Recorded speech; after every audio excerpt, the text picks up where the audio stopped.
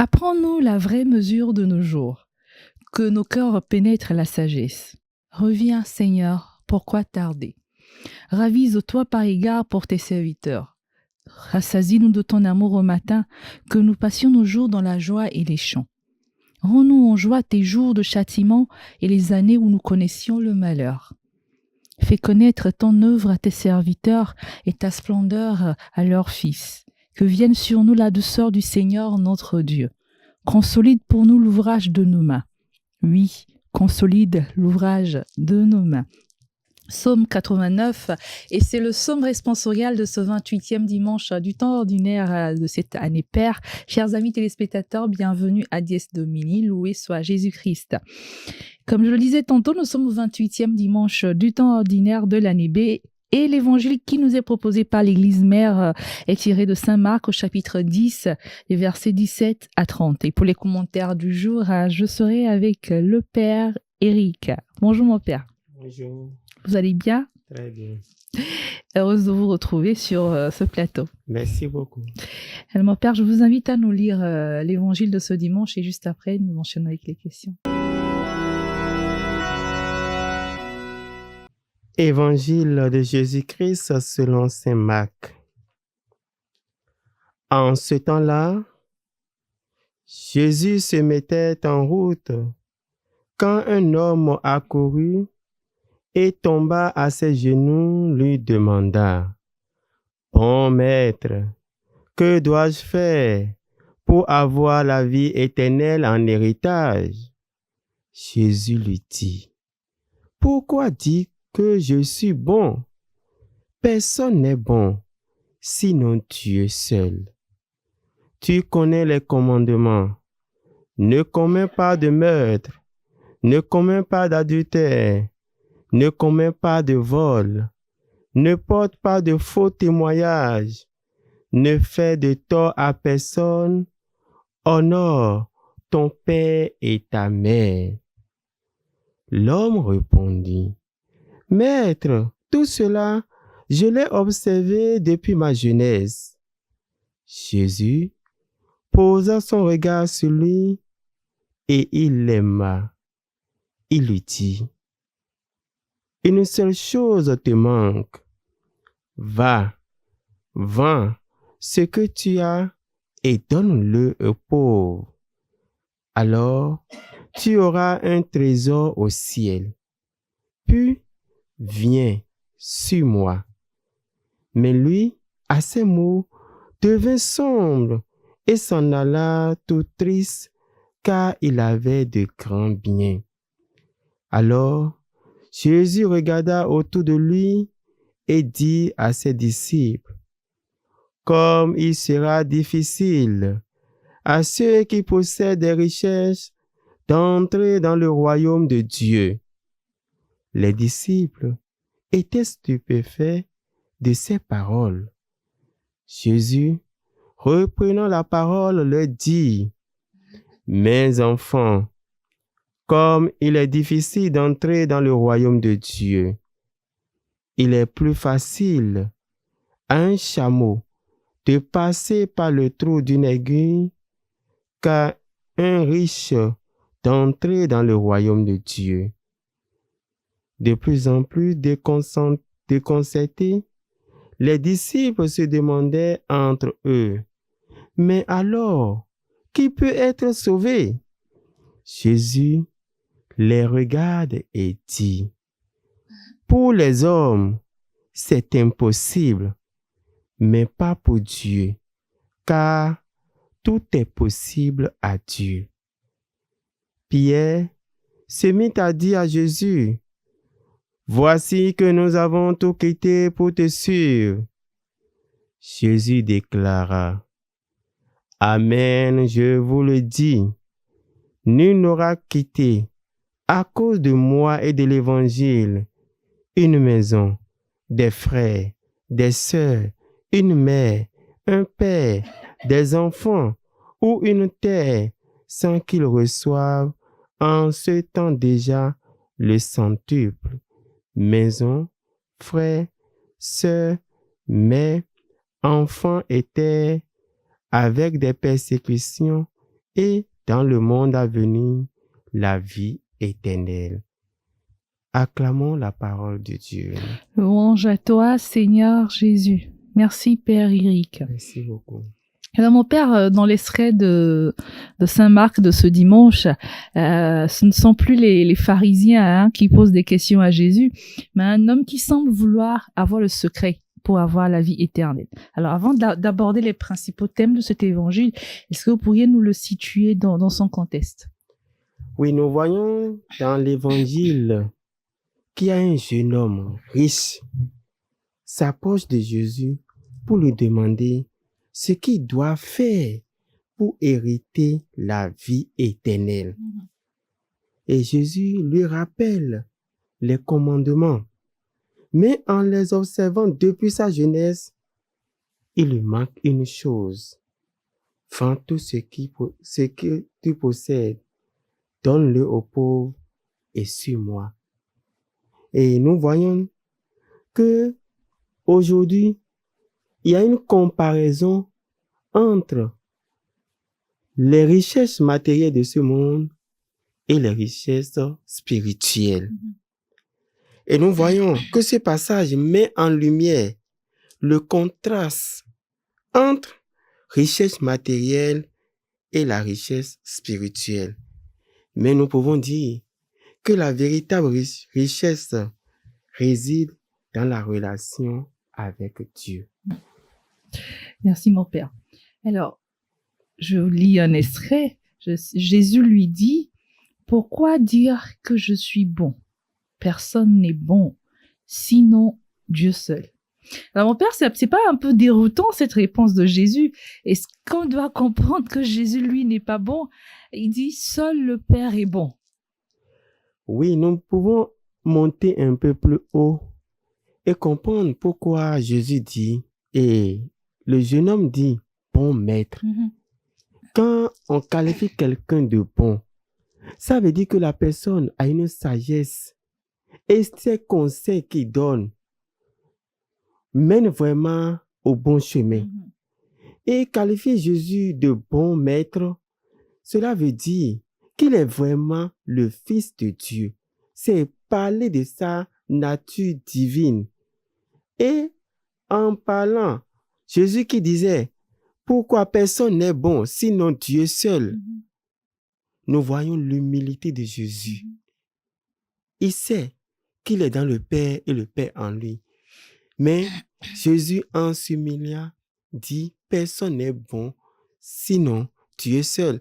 Mais nous pouvons comprendre qu'il a dit qu'il est dans le Père en lui, et qu'il a vu le Père.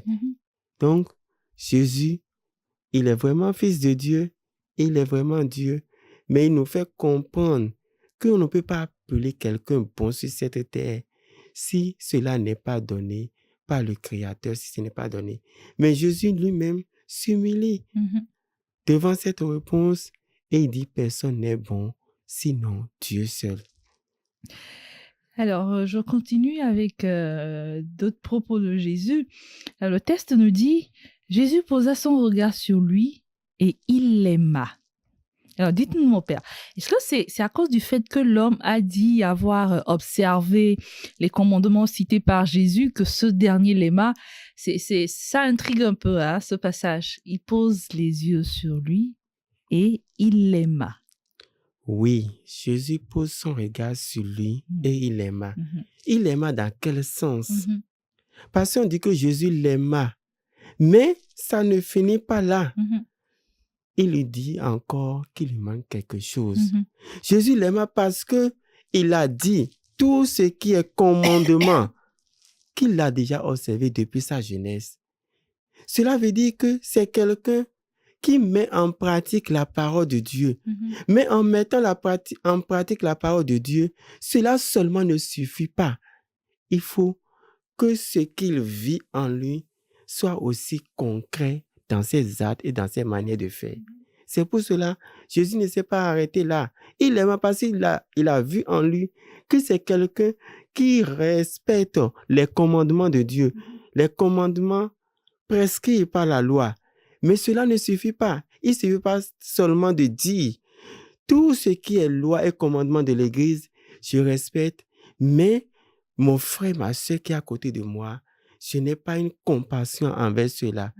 Il me manque quelque chose. C'est pour ça que je lui dis, vends tout ce que tu as et suis-moi. Suivre Jésus en ce sens l'amène à voir quel est l'amour que Jésus a envers lui.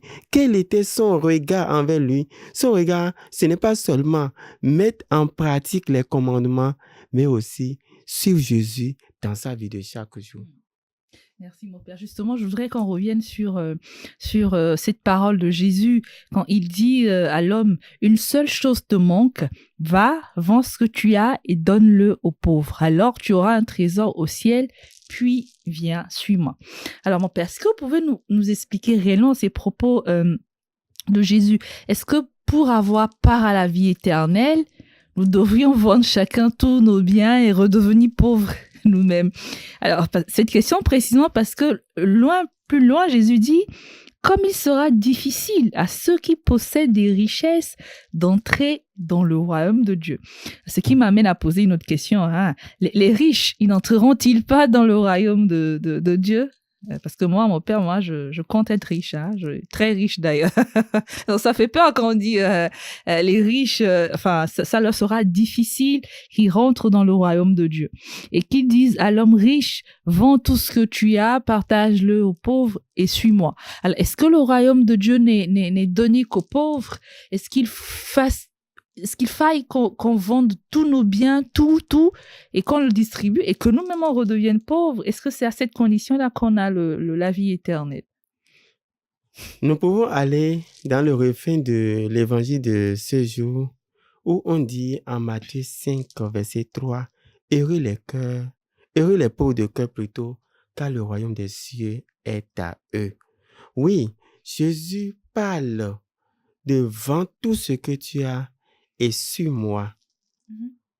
Cela ne veut pas dire que Jésus est contre la richesse, mais il s'agit de quelle richesse? Nous pouvons mieux la comprendre dans la deuxième lecture. C'est la lettre aux Hébreux qui nous dit que c'est la puissance de la parole de Dieu qui est cette richesse. Elle est vivante et efficace, capable de discerner les pensées et les intentions du cœur. Elle est capable de toucher profondément l'âme humaine. Il ne suffit pas seulement de s'attacher aux richesses matérielles de ce monde, mais ce que le Seigneur nous dit, ce que Jésus nous dit dans l'Évangile, il ne s'agit pas des richesses matérielles de ce monde, mais ce jeune homme, il s'est attaché aux richesses matérielles de ce monde, au point que quand Jésus lui a dit, vends tout ce que tu as et suis-moi, il devient triste. On ne parle pas des richesses matérielles de ce monde, mais des richesses spirituelles.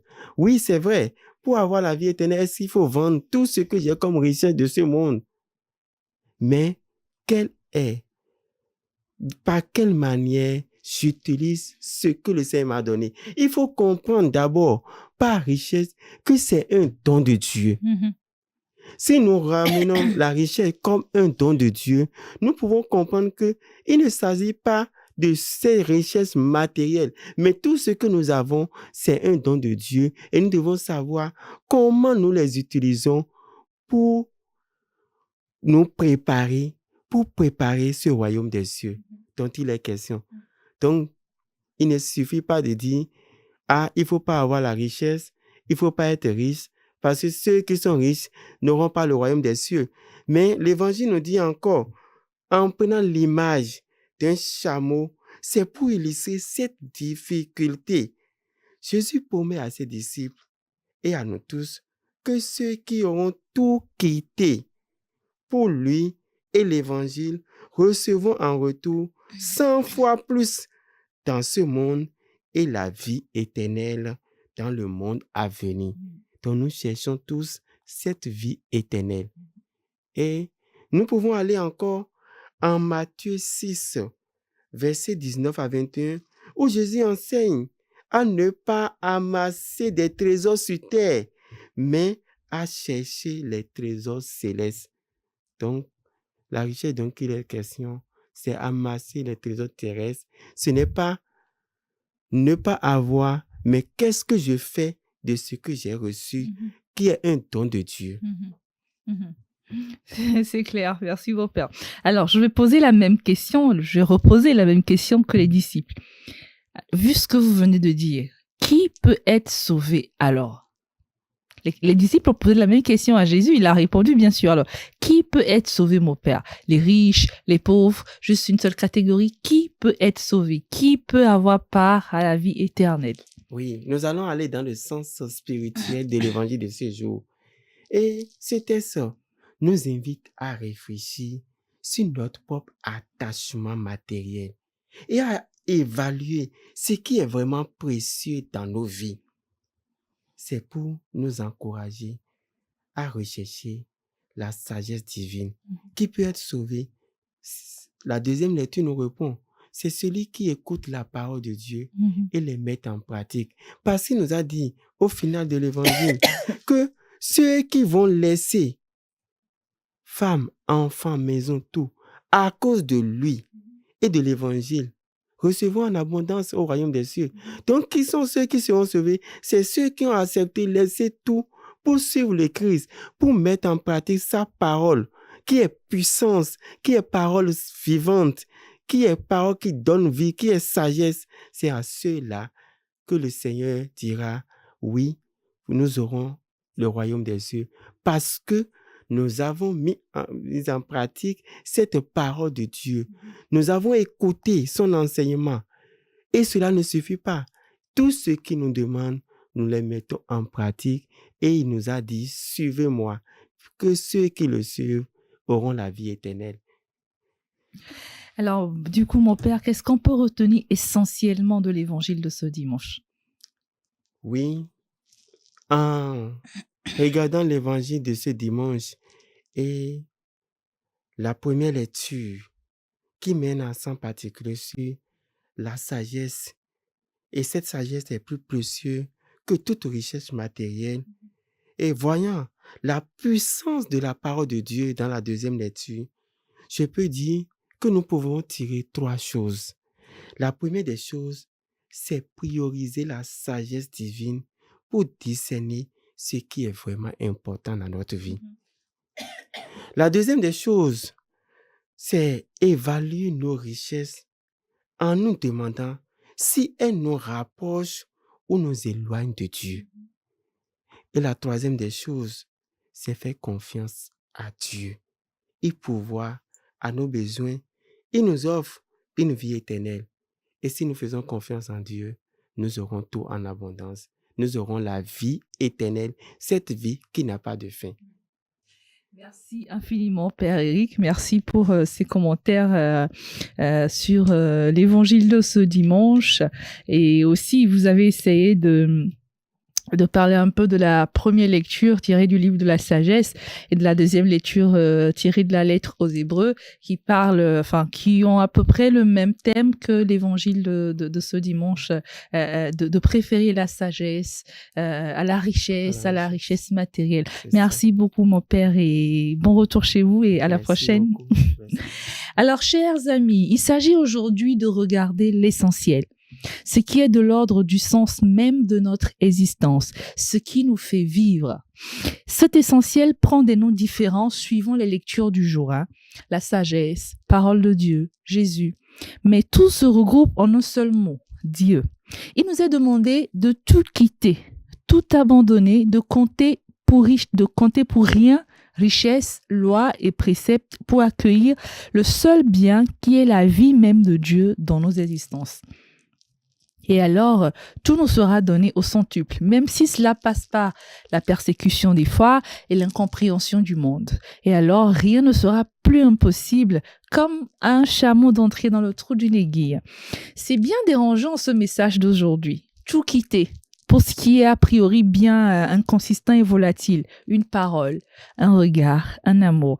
Comment faire reposer sa vie sur cela ? Ce n'est pas raisonnable, dira-t-on.